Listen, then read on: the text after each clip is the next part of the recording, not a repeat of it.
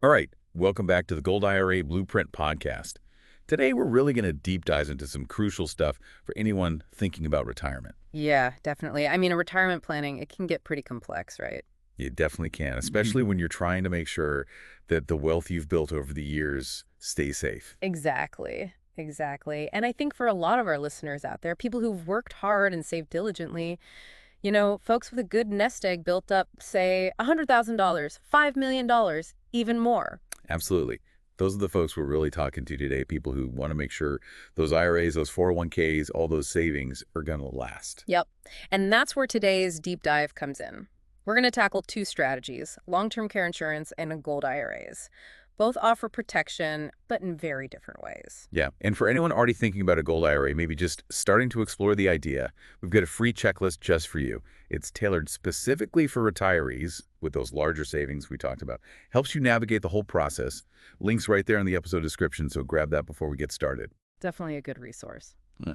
All right, so let's dive in. When we talk about retirement planning, I think a lot of it boils down to addressing the fears people have about what retirement might look like. You're totally right about that. It's about those what-ifs that keep people up at night. Exactly. What if my healthcare costs skyrocket? What if the market tanks and my savings disappear? These are real concerns for people. You're sure. Nobody wants to see their hard-earned money vanish because of something they couldn't control. Absolutely. So let's start with one of those big fears. Healthcare costs in retirement. And that's where long-term care insurance, or LTC insurance, comes into play. Okay, so long-term care insurance, this is about more than just covering your regular doctor's visits, right? Right. It's more about the situations where you might need extended care. Think assisted living facilities, nursing homes, even in-home care if you need help with daily tasks. Ah, got it. So if you need help with everyday things, dressing, bathing, cooking, that kind of thing. But why is this becoming such a big issue for retirees specifically?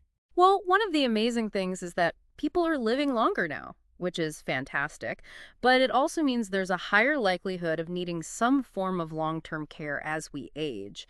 And those costs, they can be absolutely staggering. We're talking hundreds of thousands, potentially even millions of dollars over time. Wow, that is a scary thought.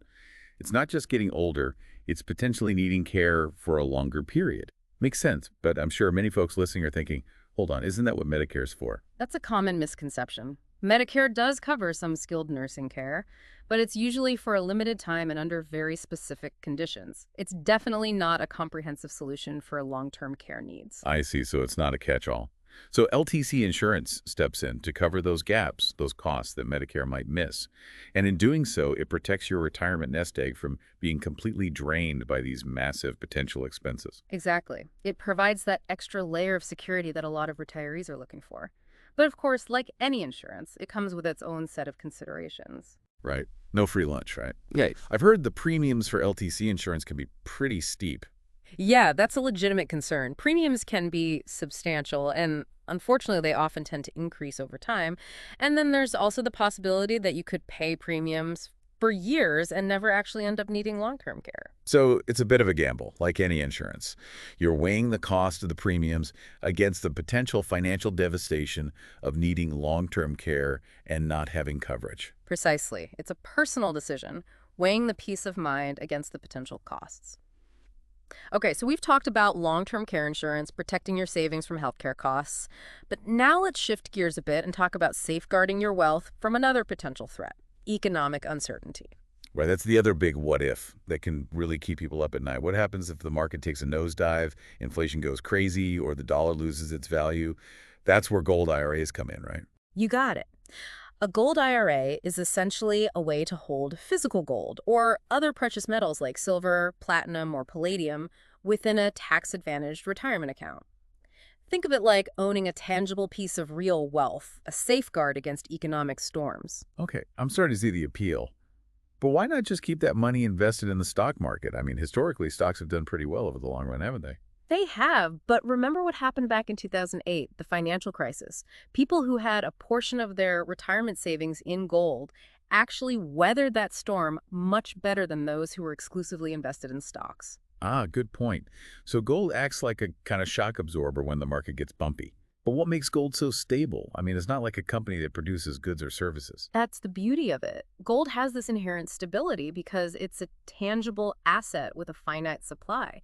It's not subject to the whims of a particular company or even a national economy.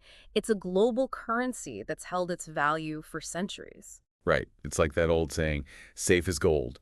But I've also heard that one downside of gold is that it doesn't generate passive income, unlike dividend-paying stocks or bonds. That's true. You won't be getting quarterly checks from your gold bars. But the purpose of gold in a retirement portfolio isn't necessarily to create an income stream. It's more about preserving your capital, acting as a ballast, a stabilizer during turbulent times. Got it. So you're not relying on gold for your day-to-day living expenses, but it's there as a safety net in case your other investments take a hit. Exactly. It's a strategic move to reduce your overall portfolio risk. When stocks and bonds are struggling, gold often moves in the opposite direction, helping to minimize your losses. So if I'm understanding this correctly, with LTC insurance, you're paying to transfer the risk of those potential healthcare costs to an insurance company. Whereas with a gold IRA, you're taking control and managing risk by diversifying your portfolio with a stable asset. You nailed it. And which approach is better really depends on your individual circumstances and risk tolerance. Are you more worried about those potentially catastrophic healthcare expenses in the future? Or are you more concerned about the erosion of your purchasing power due to inflation or a market crash? It's about figuring out where your biggest fears lie, right? And I guess for some folks, it might not be in either situation.